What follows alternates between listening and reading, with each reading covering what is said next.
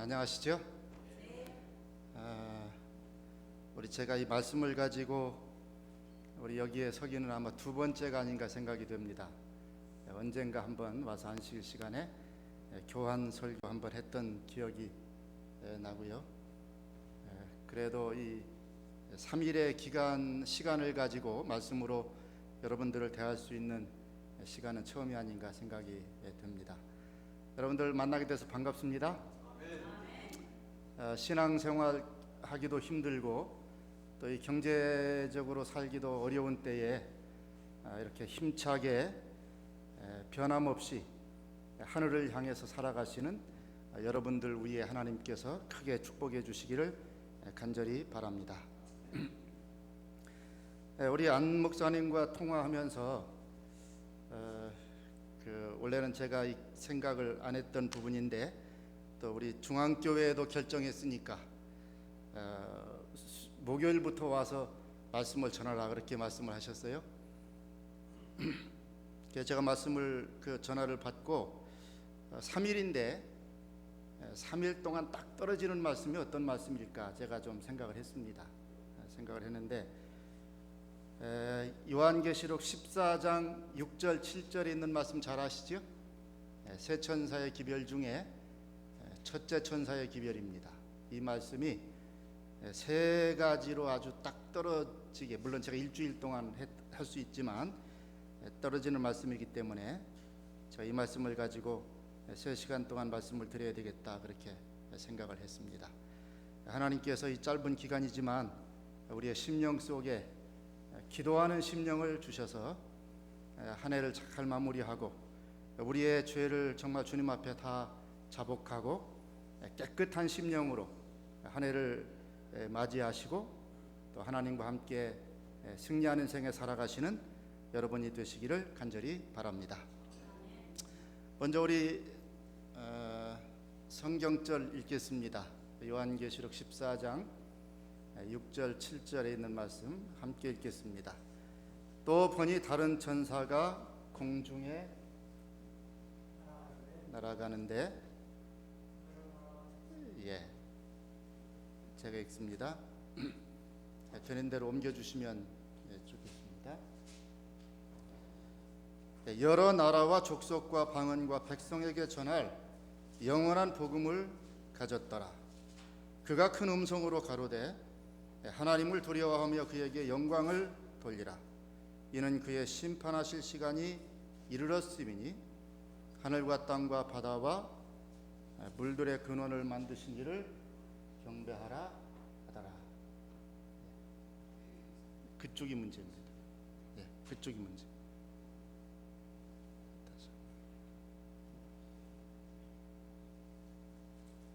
다시.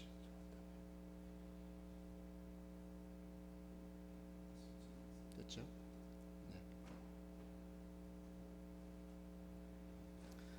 여기 노란 글자가 뭡니까? 그의 심판하실 시간이 이르렀음이니, 심판하실 시간이 이르렀다. 우리가 이제 영어로 말하면 현재 완료형입니다. 그래서 이미 심판이 시작되었다는 것입니다. 여러분, 이미 시작된 심판, 이미 진행되고 있는 심판, 어떤 심판일까요? 이미 시작된 심판 어떤 심판일까요? 재림전 심판이라고도 이야기하고 우리가 조사 심판이라고도 이야기하고 천년기 전 심판이라고도 이야기합니다. 그러면 이 조사 심판은 언제부터 시작됐습니까? 이 조사 심판은 언제부터 시작됐느냐면 2300주야의 예언이 끝나는 1844년부터 은혜의 시간이 끝나고 그리고 이 지구에 내 바람을 붙잡고 있는 이 천사가 바람을 놓아서 7 재앙이 나기 전까지, 그때까지 진행되는 심판, 그 심판이 어떻게 됐습니까? 이미 시작된 심판입니다. 그래서 우리는 지금 영원한 운명이 결정되는 이 대속죄일의 심판, 조사 심판이 진행되고 있는 아주 엄숙하고 아주 중요한 시대에 살아가고 있습니다. 여러분 인정하십니까? 예. 그래서 여기 목사에게 보내는 권면에 보면 이렇게 말씀하셨어요. 오늘날 우리는 대속죄일에 살고 있다. 자기 이름을 생명책에서 도말되기를 원치 아니하는 모든 사람은 그들의 은혜의 시기가 얼마 남지 아니한 오늘날, 은혜의 시기가 얼마 남지 않은 오늘 죄를 슬퍼하고 진정으로 회개함으로 하나님 앞에서 그들의 심령을 괴롭게 해야 한다. 여러분, 하나님은 여러분들이 다 구원받기를 원하십니다. 그래서 이 마지막 시대에 특별히 요한계시록 14장을 통해서 여러분들에게 하나님께서 아주 간절한 마지막 호소의 기별을 전하고 계셔요.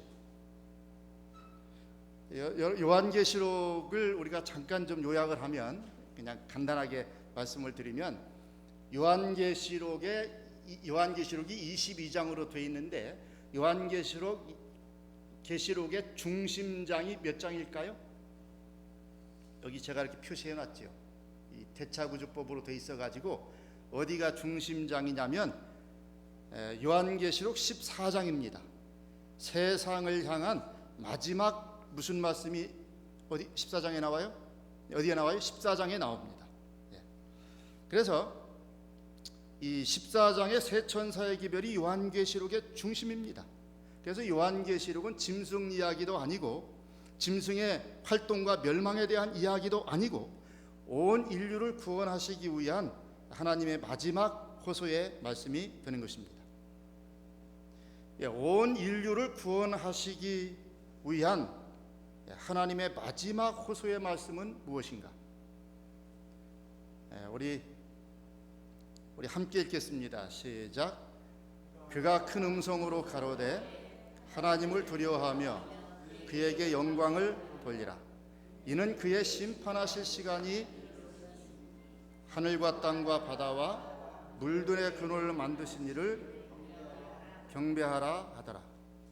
이 말씀을 보면 하나의 서술적인 문장이 나와요. 그 서술적인 문장은 이는 그의 심판하실 시간이 이르렀음입니다. 그리고 세 가지의 명령이 나옵니다. 세 가지의 명령이 뭡니까? 어느 분 한번 대답해 보세요. 세 가지의 명령이 뭐죠? 하나님을 두려워하는 것. 두 번째는요, 그에게 영광을 돌리라. 세 번째는 하늘과 땅과 바다와 물들의 근원을 만드시니, 다시 말하면 창조주를 뭐하라? 경배하라. 그래서 여러분, 이 세 가지는 사실 명령이 아니라 하나님께서 마지막 시대의 마지막 사람들에게 호소하시는 호소의 말씀입니다. 우리를 구원하시기 원하시는 하나님의 마지막 뭐라고요? 호소의 말씀이 되는 것입니다. 그러면 여러분이 세 천사의 기별이 전해지는 대상이 누군가요? 세 천사의 기별이 전해지는 대상이 누구예요? 또 보니 다른 천사가 공중에 날아가는데 땅에 거하는 자들, 아까 맞습니다. 여러 나라와 족속과 방언과 백성에게 전할 영원한 복음인데 누구에게요? 땅에 거하는 자들. 그래서 이 세 천사의 기별은 이 세상에 거하는 모든 사람들이 들어야 할 마지막 하나님의 호소의 말씀이 되는 것입니다. 그런데 여기 땅에 거하는 자들이다 그랬어요. 땅에 거하는 자들. 여러분, 땅에 거하는 자들. 그런데 이 원문에 보면 뭐라고 되어 있느냐면 지구상에 앉아 있는 자들 얘기. 지구상에 사는 사람하고 지구상에 앉아 있는 사람하고 차이가 있습니까, 없습니까? 있을까요, 없을까요? 여러분이 지구상에 사는 사람하고 지구상에 그냥 앉아 있는 사람하고는 엄연한 차이가 있습니다. 그래서 이 세 천사의 기별은 이 지구상에 살아가는 사람이 아니라 지구상에 주저앉아 있는 사람들에게 하시는 무슨 기별? 호소의 기별. 아주 중요한 기별의 말씀이 되겠습니다. 이야기로 좀 시작을 해야 되겠습니다. 우리 몇 년 전에 한국에 10억 모으기 열풍이 불었습니다. 10억이면 미국 돈으로 얼마죠? 100만 불이 되겠습니다. 그런데 여기에 한 30대 초반의 주부가 도전을 했고 그 사람이 소개가 됐어요. 그런데 이 30대 주부가 얼마나 억척스럽게 돈을 절약하고 모으는지 정말 아주 경악을 금치 못할 정도였습니다. 어떻게 절약하느냐면 한 달에 한 7,000원 정도 들어가는 쓰레기 봉투를 절약하기 위해서 쓰레기 봉투를 안 사요. 그리고 자기 쓰레기를 가지고 밖으로 나갑니다. 그래서 다른 집에 버려진 쓰레기 봉투가 아직 덜 찬 쓰레기 봉투를 찾아서 거기에 쓰레기를 갖다 버리는 것입니다.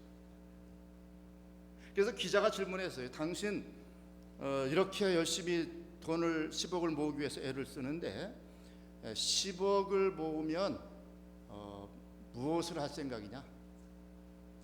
그랬더니 그 여자가 하는 말이 정원이 딸린 집을 사려고 한다고 대답을 했습니다. 저는 그 장면을 보면서 저 여자야말로 분명히 자기의 소원을 이룰 것이다라고 생각했어요. 10억을 모으고 그리고 정원이 딸린 집을 살 것이라고 생각했어요. 그런데 한편으로 제 마음에 드는 것은 그러나 그 여자는 정원이 딸린 10억짜리 집을 사는 소원은 이루어도 그 집에서 행복하게 살겠다는 소원은 이룰 수 없을 것이다라고 생각했어요. 왜일까요? 왜냐하면 정원 딸린 집이 우리를 행복하게 해주지 못할 뿐만 아니라 10억을 모으기 위하여 극단적으로 왜곡된 삶의 자세가 바뀌지 않을 것이기 때문에 그렇습니다. 여러분 생각해 보세요. 10억짜리 정원 딸린 집 사가지고 쓰레기 봉투 가지고 남의 쓰레기 봉투를 뒤진다고 하면 여러분 행복한 삶이라고 생각을 하십니까? 그런 삶을 살 수 없을 것이라고 생각했어요.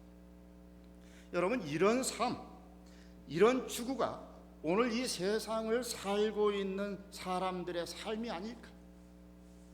그 여자만의 삶이 아니라 오늘 이 세상을 살아가는 사람들의 삶이 바로 그런 삶을 추구하고 있지 않은가?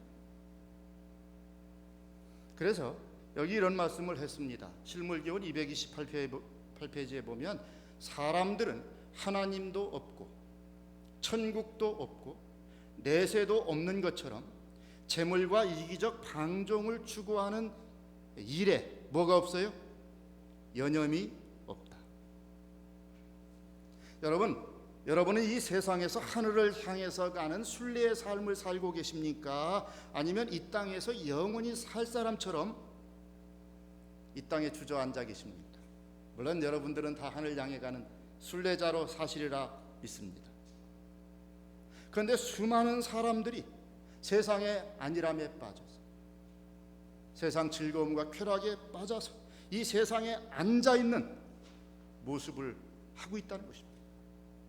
그리고 그런 사람들을 치료하시기 위해서 예수님께서 하나님께서 주시는 마지막 호소의 기별이 뭐라고요? 요한계시록 14장의 기별이에요. 그래서 오늘 이제 그 세 가지를 제가 하루에 하나씩 말씀을 드릴 텐데요. 오늘은 하나님을 두려워하라는 기별을 가지고 말씀을 드리겠습니다. 하나님을 두려워하라 하면 여러분 어떻게 기분이 좀 좋습니까? 아니면 좀 불편하십니까? 기분이 어떠세요? 집사님. 그런데 이 하나님을 두려워하라는 이 말에는 두 가지 의미가 들어 있습니다. 하나는 부정적인 의미가 있고 하나는 긍정적인 의미가 있습니다. 사실 하나님을 두려워하라는 이 말의 부정적인 첫 번째 의미는 하나님을 슬프게 하는 일을 뭐요? 두려워하라 그 말이에요. 여러분 죄는 하나님과의 관계 속에서 하나님을 슬프게 하는 것이고 죄는 사람과의 관계 속에서 사람을 뭐하게 하는 것이다? 슬프게 하는 것입니다. 그게 죄예요. 우리의 삶은 사실 관계로 이루어집니다. 우리가 열 사람이 이렇게 가족, 우리가 4인 가족이면 그 관계가 몇 개의 관계가 있을까요? 이렇게 다 연결하면 6개의 관계가 있어요. 그 다음에 10사람이 모여 있으면 관계가 몇 개가 있느냐면 45개의 관계가 있습니다. 그럼 중앙교회 교인 수가 얼마인지 모르지만 100명이라고 쳐요. 그러면 여기 교인들 사이에 이 관계가 몇 개나 될까요? 그 관계는 제가 여기 적어왔는데 4,950개입니다. 100명이 모인 교회라고 하면 그 교인들이 이렇게 저렇게 연결되는 관계가 4,950개입니다. 많죠? 그런 관계 속에 우리가 살아요. 그런데 여러분 한번 생각해 보시죠.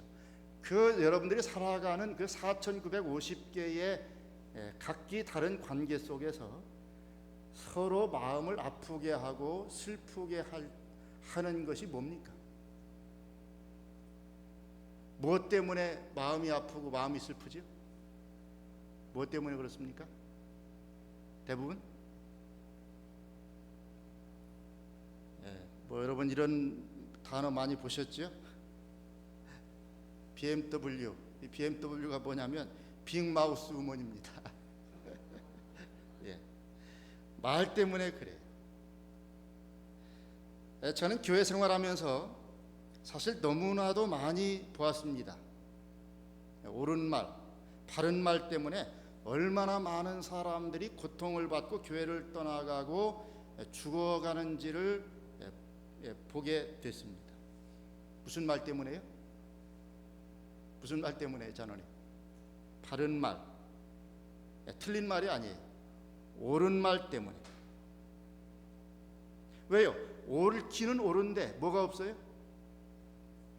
바르기는 바른데 뭐가 없습니까? 뭐가 빠졌어요? 사랑이 빠졌어요.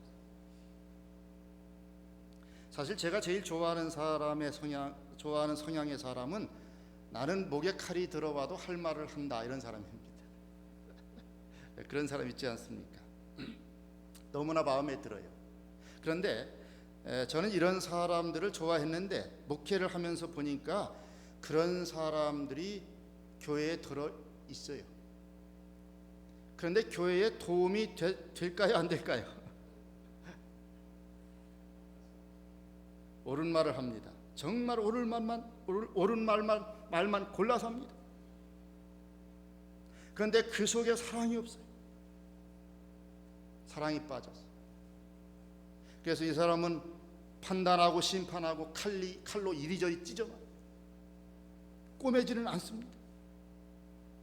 그래서 그 말 때문에 상처가 나고 상처가 덧나서 얼마나 많은 사람들이 고통을 당하고 교회를 떠나가는지. 여러분, 사랑이 없는 옳은 말 때문에 사람들이 아파하고 고통을 당하고 슬퍼하는 것입니다.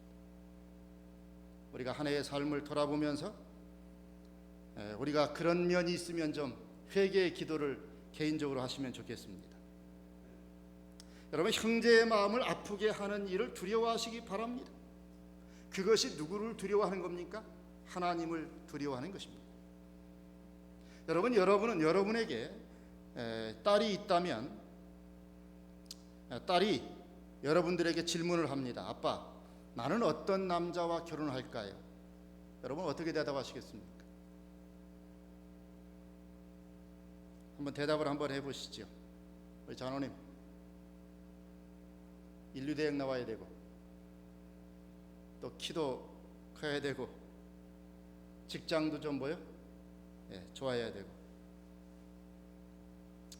어떤 남자와 결혼하라 하겠습니까? 좋습니다. 키도 크고 직장도 좋고 학벌도 좋고 다 좋아요. 그런데 그 친구가 바람이 나면 어떻게 하겠습니까?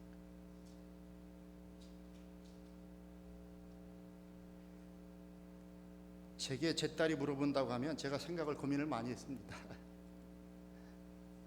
제게 제 딸이 물어보면 저는 이렇게 대답하고 싶어요. 하나님을 슬프게 하기를 두려워하는 사람과 결혼해라. 하나님을 슬프게 하기를 두려워하는 사람과 결혼해라. 여러분, 하나님을 슬프게 하기를 두려워하는 사람은 누구를 슬프게 하기를 두려워할까요? 사람을 슬프게 하는 것을 두려워합니다. 죄는 슬프게 하는 것입니다. 죄는 사람을 슬프게 하는 것입니다. 하나님을 슬프게 하는 일을 두려워하는 사람은 사람을 슬프게 하는 일도 두려워할 것입니다.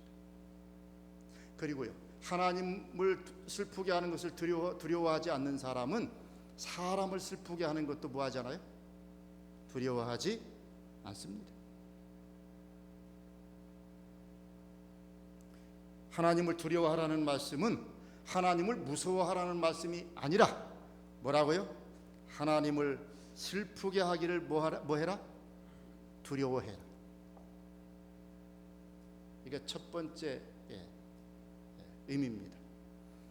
그 다음에 이 하나님을 두려워하라는 이 말씀에 긍정적인 의미가 있는데, 그것은 그 긍정적인 의미는 모든 결정에서 하나님을 먼저 생각하라는 뜻입니다. 하나님을 두려워하라는 말씀은 우리가 우리의 구체적인 매일의 삶에서 어떤 결정을 하든지 간에 하나님을 먼저 생각하고 결정하라는 것을 말하는 것입니다. 일요일 교인들과 우리가 성경 공부를 합니다. 성경 공부를 하고 이제 안식일 진리를 전하다 보면 그들이 마지막으로 이제 그렇게 하는 말이 있어요. 그게 뭐냐면, 그러면 안식일을 안 지키면 구원을 못 받습니까? 이런 질문을 해요. 어떻게 대답하시겠습니까? 저는. 그런데 이때 조심해야 돼요. 만약에 대답을 아니요, 구원은 예수님을 믿기만 하면 받습니다, 이렇게 대답하면 어떻게 되죠?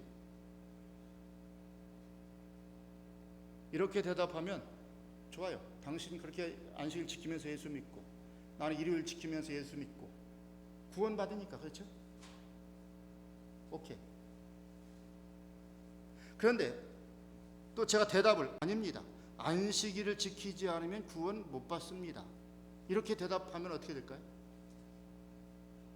그러면 뭐라고 돌아가느냐면 당신들은 율법주의자, 그리고 돌아가요.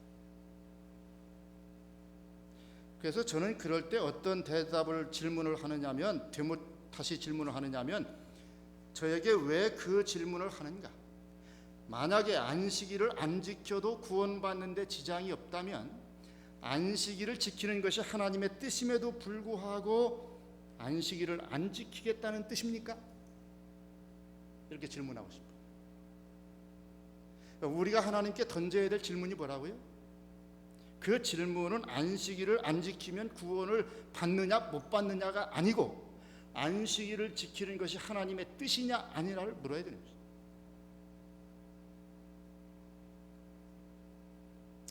모든 결정에서 먼저 하나님의 뜻을 생각해야 합니다. 우리는 우리의 직업을 선택할 때 무엇을 먼저 생각합니까? 배우자를 선택할 때 무엇을 먼저 선택합니까? 무엇을 보고 선택하십니까? 옛날에 저는 집사님들이 제게 와서 사실 집사님들에게 많이 속았습니다. 그런데 이제 속지 않아요. 무슨 말이냐면, 옛날에 우리 집사님들이 저한테 와서 목사님, 저희 딸 중매 좀 해주세요. 몇 살입니까? 28살입니다. 시집 갈 때가 됐네요. 어떤 총각이면 되겠습니까? 목사님, 저는 보는 게 없습니다. 믿음만 있으면 됩니다. 그래서 믿음 있는 청년을 찾아서 소개를 하는데 성사가 돼요, 안 돼요? 안 돼요. 안 되는 것이. 그래서 제가 알았어요. 목사님, 저는 보는 게 없습니다. 믿음만 있으면 됩니다라는 그 말이 새빨간 거짓말이라는 것을 알게 됐어요. 그래서 요즘은 이제 되묻습니다. 집사님, 믿음만 있으면 되는 거 사실입니까? 네. 정말입니까? 예. 정말로 다른 거 안 봅니까? 예. 그러면 제가 물어보겠습니다. 눈 없어도 됩니까?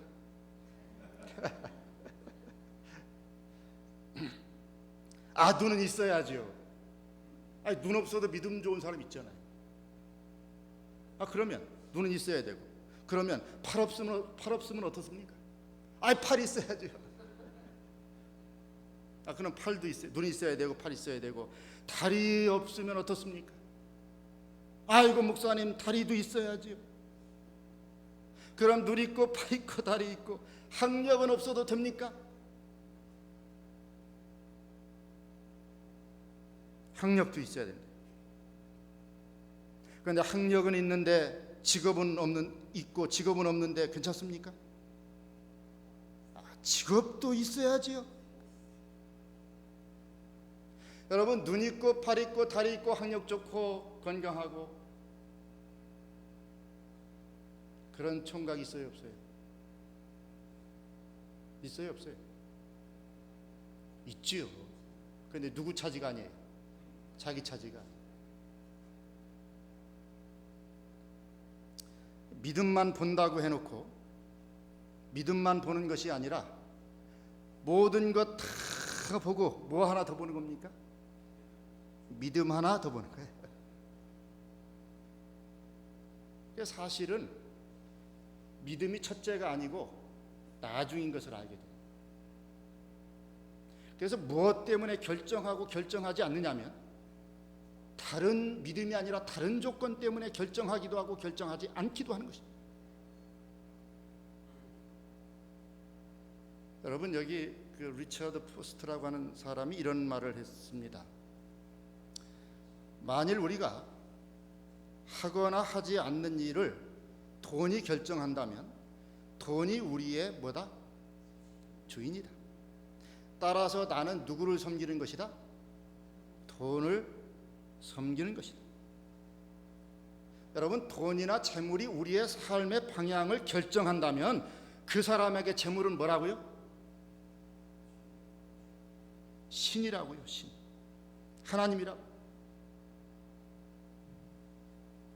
여러분, 오늘 내가 생각하는 가장 소중한 가치는 무엇입니까? 나의 가장 소중한 가치가 세상에 있다면 여러분, 비록 여러분이 오늘 교회에 와서 앉아 계신다 할지라도 죄송합니다, 이렇게 표현해서 구원과는 거리가 멉니다.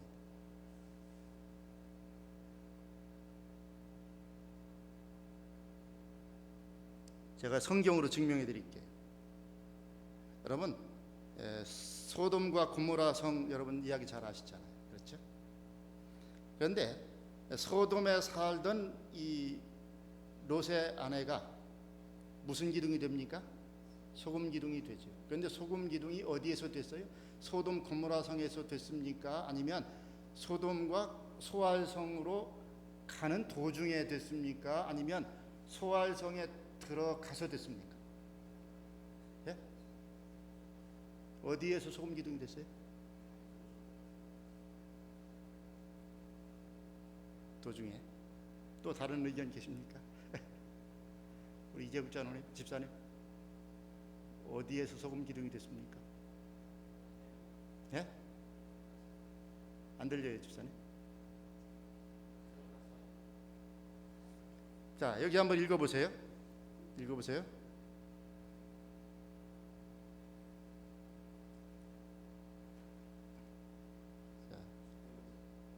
자, 읽겠습니다. 시작. 그리로 속히 도망하라. 내가 거기 이르기까지는 내가 아무 일도 행할 수 없느니라. 여러분, 그래서 소돔성에 유황불이 내렸다고 하는 것은 롯과 그의 가족들이 이미 어디에 들어갔다는 거예요? 어디에 들어갔다는 이야기입니까? 소돔 소알성에 들어갔다는 거예요.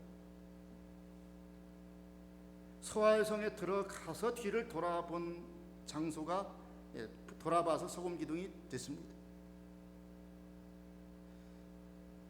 소활성에 들어갔지만 뒤를 돌아본 고로 소금기둥이 됐어요. 몸은 지금 어디에 있습니까? 소활성에 있어요. 그런데 그의 마음은 지금 어디에 있어요? 소돔에 있어요. 여러분, 우리가 교회에 와 있지만 그의 마음은, 우리의 마음이 세상에 있다면 하나님이 보시는 그 사람의 현 주소는 어딜까요? 여러분, 롯의 아내가 소활성에 있었지만 그 사람의 현 주소는 소돔과 고모라입니다. 여러분들이 교회에 와 있지만 여러분들의 가치가 세상에 있다면 여러분들의 현 주소가 어디라고요? 세상이라. 오늘 내가 서 있는 현 주소는 어디인가? 나의 가장 소중한 가치는 어디에 있는가?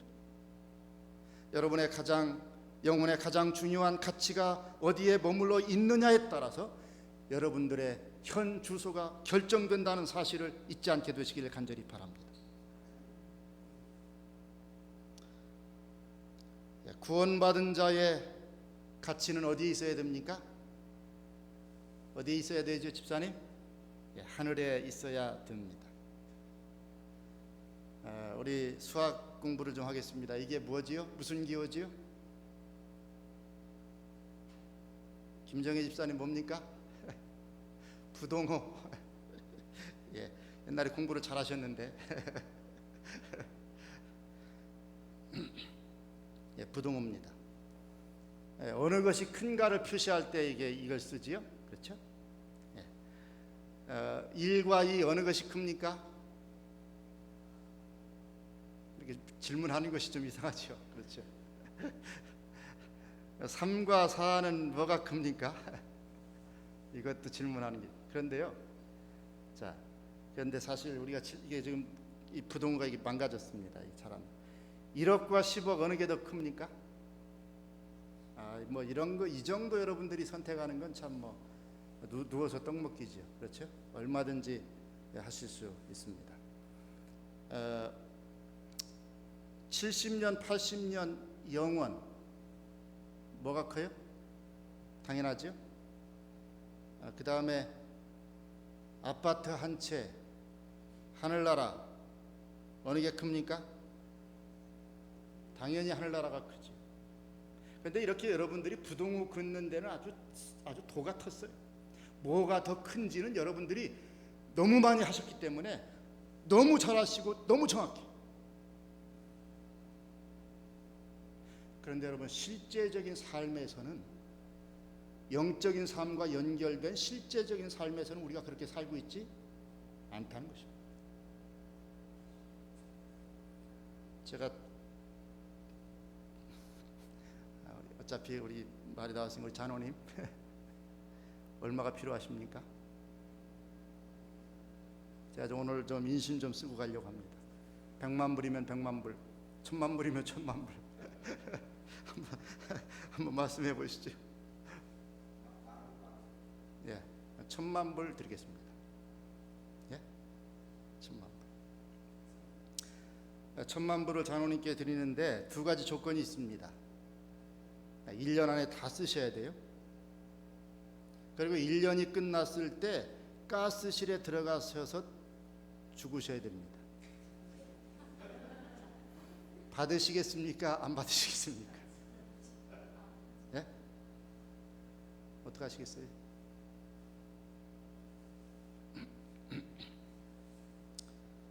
당연히 안 받으시지요.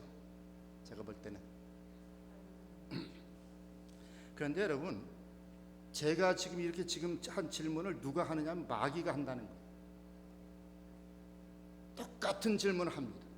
너는 정말 내 마음대로 살 수 있는 70년, 80년을 가지고 있다. 규칙도 없고 규제도 없고 방해도 없고 도덕도 없고 억제도 없다. 무엇이든지 할 수 있고 무엇이든지 먹을 수 있고 어디든지 갈 수 있고 인생을 즐기고 만끽해라. 그러나 70년, 80년이 끝났을 때 너는 나와 함께 유황불에 들어가서 불타 죽어야 한다. 누가 하는 말이라고요? 사단. 그런데 세상에 수많은 사람들이 이 사단의 속삭임에 뭐하고 있습니까? 속고 있어요. 여러분, 사단의 이 속임수에 속지 마시게 되시기를 간절히 바랍니다. 그리스도의 피로 구원받은 우리 그리스도인들의 진정한 가치는 어디에 있어야 돼요? 하늘에 있어요. 여러분, 이 세상은 순간적입니다. 아까 말씀드린 것처럼 1년 시간을 줄이면 1년 다 쓰고 죽어요. 70년, 80년도 마찬가지.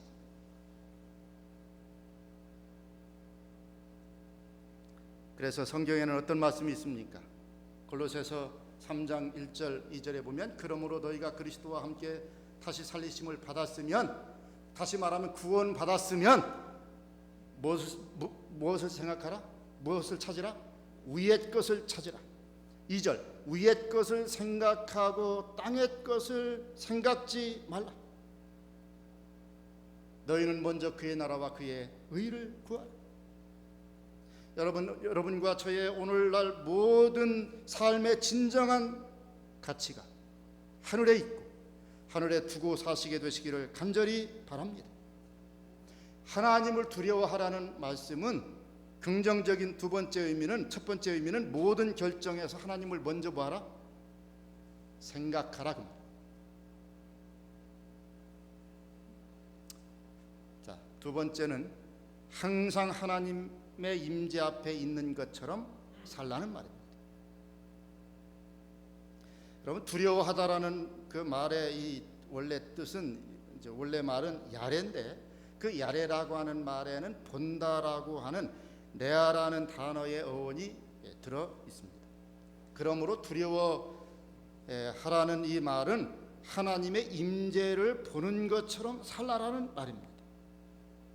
하나님께서 내 곁에, 하나님께서 나와 함께 있는 것처럼 그렇게 생각하고 살라는 것입니다. 여기 있는 말씀을 봅니다. 시편 86편 14절에 보면 하나님이여 교만한 자가 일어나 나를 치고 강포한 자의 무리가 내 혼을 찾아싸우며 자기 앞에 줄을 두지 아니하였나이다. 여러분, 여기 보면 언제 사람이 교만할 수 있고 강포를 행할 수 있다고 말씀하십니까? 하나님을 내 앞에, 자기 앞에 뭐하지 않을 때? 모시지 않을 때.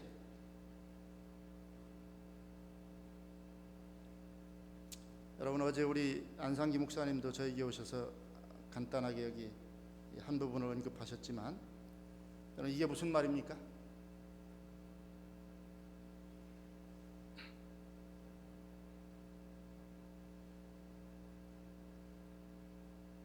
이게 무슨 말이에요?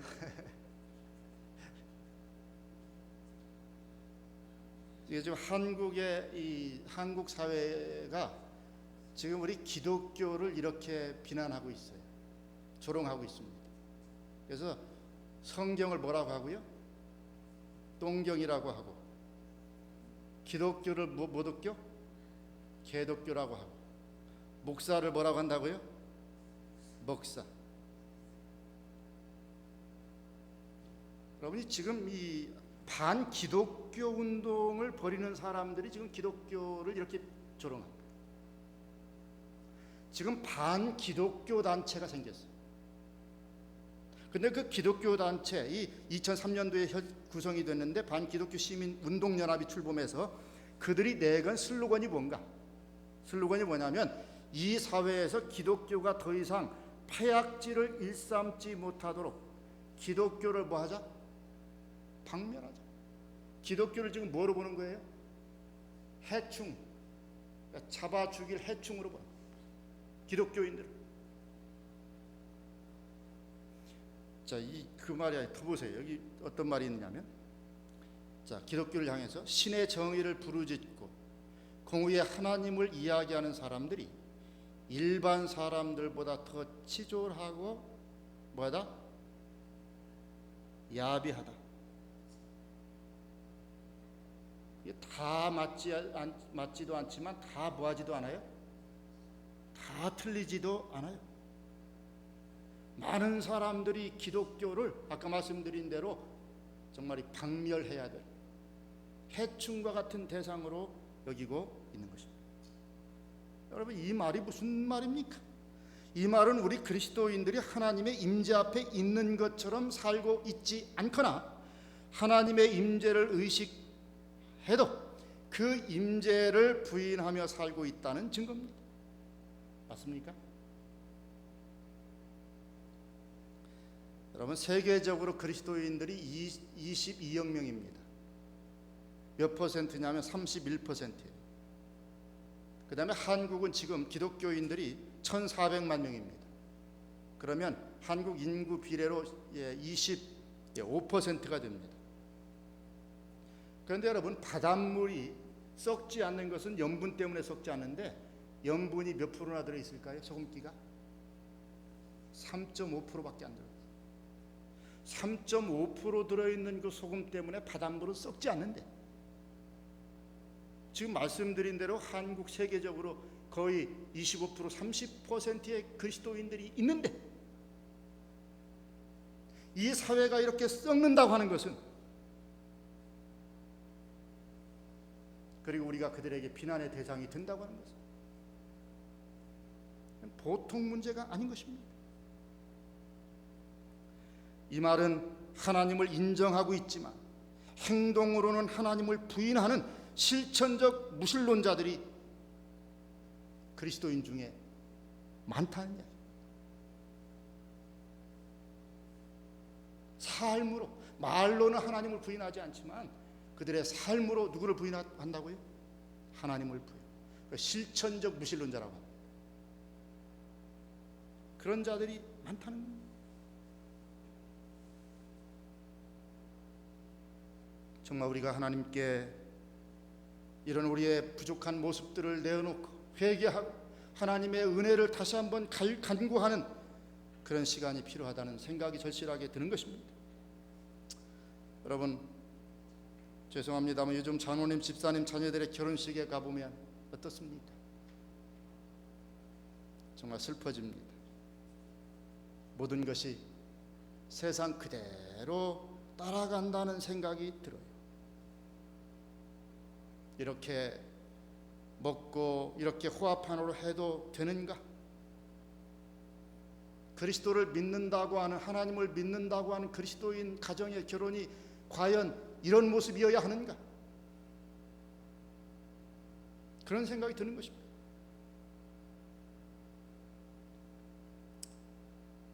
그리고 말을 들어보면 결혼 전에 할 짓 다 해요. 뭐하러 결혼하는지 모르겠어요.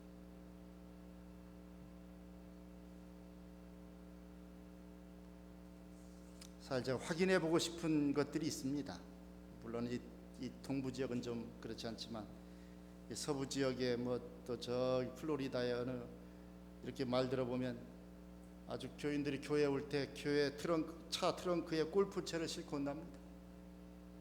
싣고 와서 예배가 끝나면 식사를 하고 어디 가요? 확인을 제가 안 했습니다. 그런 소문을 들었어요. 골프 치러 가는 사람이 많다는 이야기를 들었습니다. 그리고 식당에 가면 오징어나 조개나 아무거나 가리지 않고 막 먹는 사람들이 많다는 이야기가 사실인지 모르겠어요. 요즘 그런 그리스도인들이 점점 그리스도인들이 점점 세상을 따라갑니다. 믿음으로 사는 것을 부러워하지 않고 믿음으로 살지 않아도 세상적으로 잘되고 크게 되는 것을 부러워합니다. 맞습니까? 여러분, 우상숭배라고 하는 것이 무엇입니까? 우상숭배라고 하는 것은 끊임없이 세상을 바라보는 것입니다. 우리는 달라져야 됩니다. 내가 이 세상에서 너무 잘 살려고 하다가 정말 잘 살 수 있는 하늘을 이룰 수 있다는 사실을 알아야 돼요. 그리고 내가 이 세상에서 너무 재미있게 살려고 하다가 하늘의 영원한 재미와 행복을 이룰 수 있다는 사실을 여러분 기억하시게 되시기를 간절히 바랍니다. 내 자식을 너무 세상적으로 쓸모있게 만들려고 하다가 하나님 일에는 아무것도 아무짝에도 쓸모없는 자식으로 자식이 될 수 있다는 사실을 아셔야 돼요.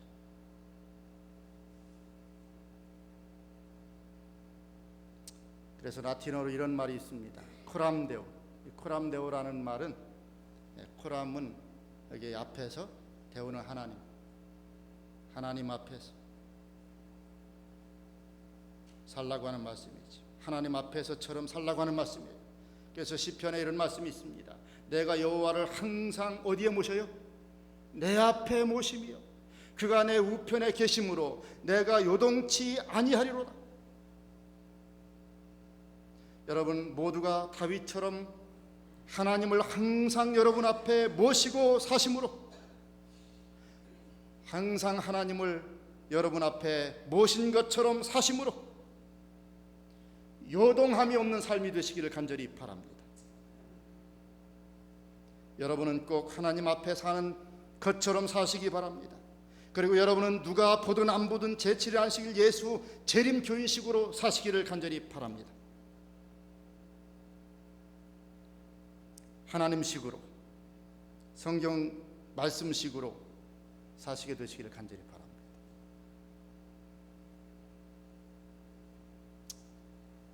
우리 뉴욕 중앙교회 성도 여러분들은 꼭 하나님식으로 사시게 되시기를 간절히 바랍니다.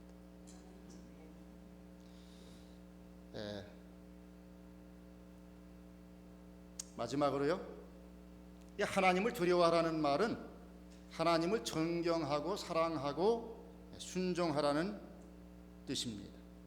여러분 한국말의 이 두려워하라는 말 속에는 사랑이 들어있지 않아요. 그리고 영어의 fear 속에도 사랑이 들어있지 않습니다.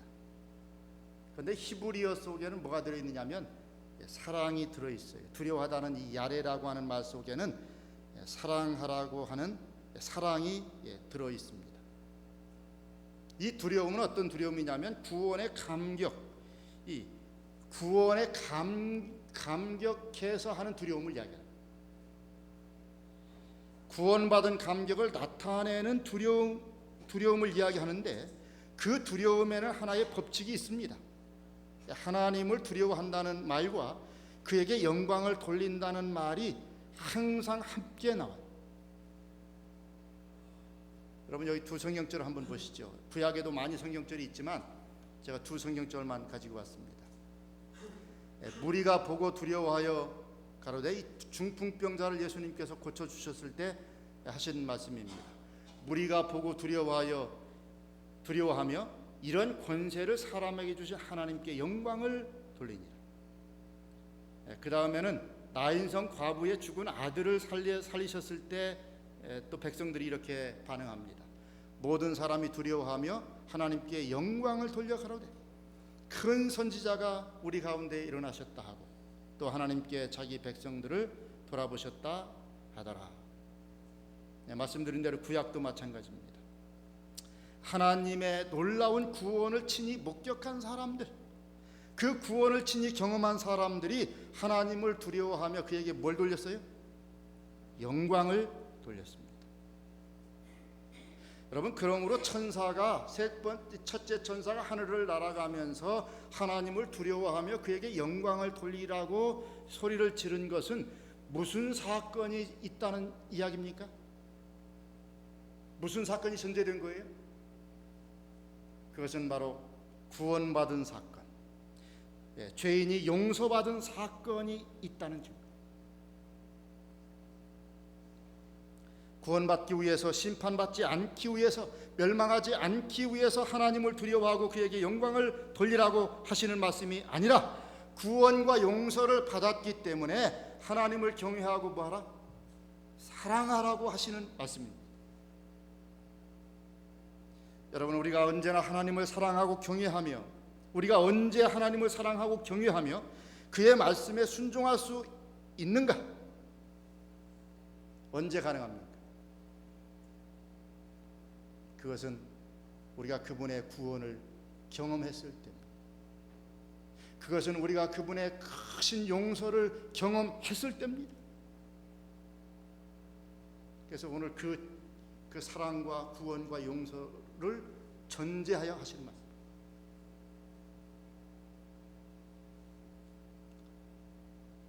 제가 이 조금 그 10년도에 있었던 일인데, 제가 그때 그 동영상을 통해서 보았던 이 간증이 아직도 제 마음속에 남아 있습니다. 우리의 그 스승님이었던 그 한성보 목사님, 여러분 다 아실 겁니다. 한성보 교수님, 2010년 12월에 돌아가셨어요. 그런데 그 장례식에 그의 아들 그 광진 군의 그 간증을 제가 듣고 참 감동을 받았습니다. 아시는 것처럼 그 아들은 이 크론즈 디지즈라고 하는, 여러분 잘 아시죠? 이 항문 쪽에 문제 있는 그 질병인데, 그 질병을 한 20년 이상 앓았습니다. 그래서 이 20대 후반 이 젊은 친구가 몸무게가 얼마까지 내려갔냐면 27kg까지 내려갔어요. 거의 죽을 지경이 다 됐습니다. 그런데 그 우리 한성보 목사님은 그 아들의 질병에 대한 그 부담이 너무 컸던 모양입니다. 그래서 어느 날 이분도 간암에 걸렸어요. 이제 아들도 죽게 되었고, 이제 아버지도 죽게 되었습니다. 그런데 한 목사님은 이제 간암 수술을 받고 퇴원을 한 후에 아들의 병상에서 오히려 아들을 간호했습니다. 아들을 하루에 한 번씩 목욕을 시키고 대소변을 다 받아내고. 그런데 이 아들은 이제 소장에 이 천공이 생겼어요. 천공이라면 여러분 그냥 구멍이 뚫렸다는 이야기입니다. 천공이 생기고, 말씀드린 대로 몸무게는 27kg로 이제 줄고, 혈압은 40, 50으로 떨어지고, 임종 직전 환자 상태가 된 것입니다. 그런데 마지막 부분에 이 아버지와 아들이 이제 한 병실에 입원을 하게 됐는데, 이 아들은 어떻게 기도하느냐면, 하나님 저를 낫게 해주세요. 그렇게 기도하는데, 그리고 이 아들이 사실은 그 자기의 그 오랜 질병 때문에 신앙적으로 많이 방황을 했어요. 그럼에도 불구하고 죽게 되니까 하나님 저를 낫게 해주세요라고 기도합니다. 그런데 아버지인 한성모 목사님은 뭐라고 기도하느냐면, 하나님, 아버지 하나님 제발 저를 데려가시고 제 아들 광진이를 살려주세요. 하나님 아버지 제발 저를 데려가시고 광진이를 살려주세요. 그런데 하나님 저를 낫게 해주세요라고 기도하던 이 광진군이 그 아버지의 기도 소리를 나중에 간증할 때 그랬어요. 기도 소리를 듣는 순간 자기의 온 몸이 감전되는 것 같은 저주를 느꼈다. 전기가 확 통하는 거예요. 자식에 대한 아버지의 그 큰 사랑에 전율을 느낀 것입니다.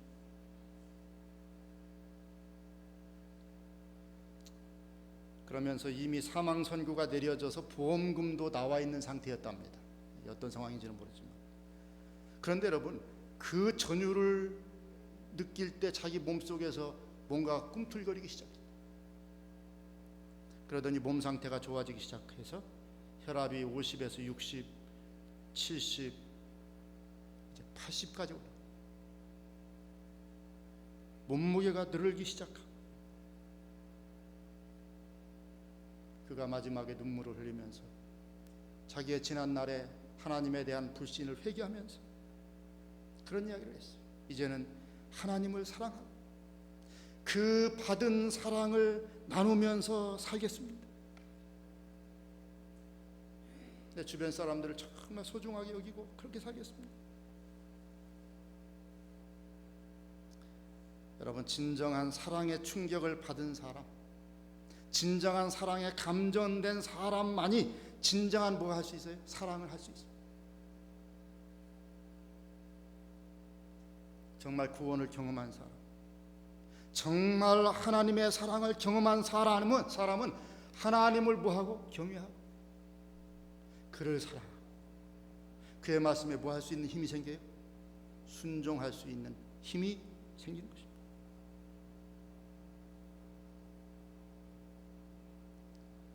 여러분, 지난 2014년 이제 1년을 이제 우리가 며칠 안 남겼습니다. 여러분 삶을 한번 돌아보십시오. 저도 저의 삶을, 1년의 삶을 돌아봅니다. 남은 것이 뭡니까? 1년의 삶을 이렇게 뭘 이렇게 쭉 한번 이렇게 짜면, 즙을 짜듯이 짜면 남는 게 뭡니까? 저는 제 삶에서 느낌이 뭐냐면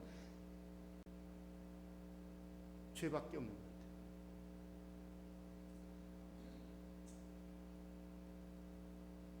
남은 것이라고는 죄가 답니다.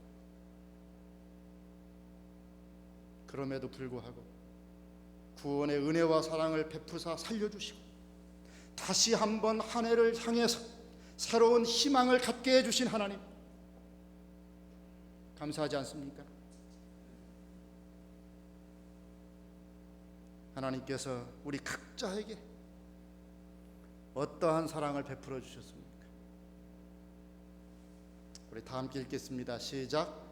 보라, 아버지께서 어떠한 사랑을 우리에게 주사 하나님의 자녀라 일컬음을 얻게 하셨는고 우리가 그러하도다. 여러분, 여기 어떠한 사랑, 이 사랑을 여러분 영어 성경에 있으면 뭐라고 되어 있느냐면 lavished love라고 그랬어요. 무슨 사랑? 낭비된 사랑. 하나님께서 낭비된 사랑을 베풀어 주셨습니다. 여러분, 하나님의 아들이 돌아가신 다음에 온 세상이 다 구원을 받았습니까? 아니죠. 하나님의 아들이 돌아가셨음에도 불구하고 온 세상이 다 구원받지 못했어요. 구원받을 사람이 많지 않음을 성경은 우리에게 이야기하고 있습니다. 그럼에도 불구하고 하나님께서 당신의 아들을 내어주셨어요. 사랑을 뭐 하신 겁니까? 낭비하신 것입니다. 하나님께서는 십자가에서 사랑을 낭비하셨어요. 그 사랑으로 우리를 구원하시고 하나님의 자녀를 삼아 주셨습니다. 이 구원하시는 하나님의 사랑을 여러분 이 시간 다시 한번 확신하시게 되시기를 간절히 바랍니다. 그리하여 우리도 진정으로 하나님을 어떻게 하고? 경외하고 사랑하고 그분의 말씀을 기쁨으로 순종하고 그런 힘을 구원하신 하나님의 사랑과 용서하시는 은혜 속에서 다시 한번 마음속에 간직하시게 되시기를 간절히 바랍니다. 그리고 그 힘으로 우리 맞이할 2015년도 여러분 모두가 힘차게 살아가시게 되시기를 간절히 바라면서 오늘 말씀을 마치겠습니다.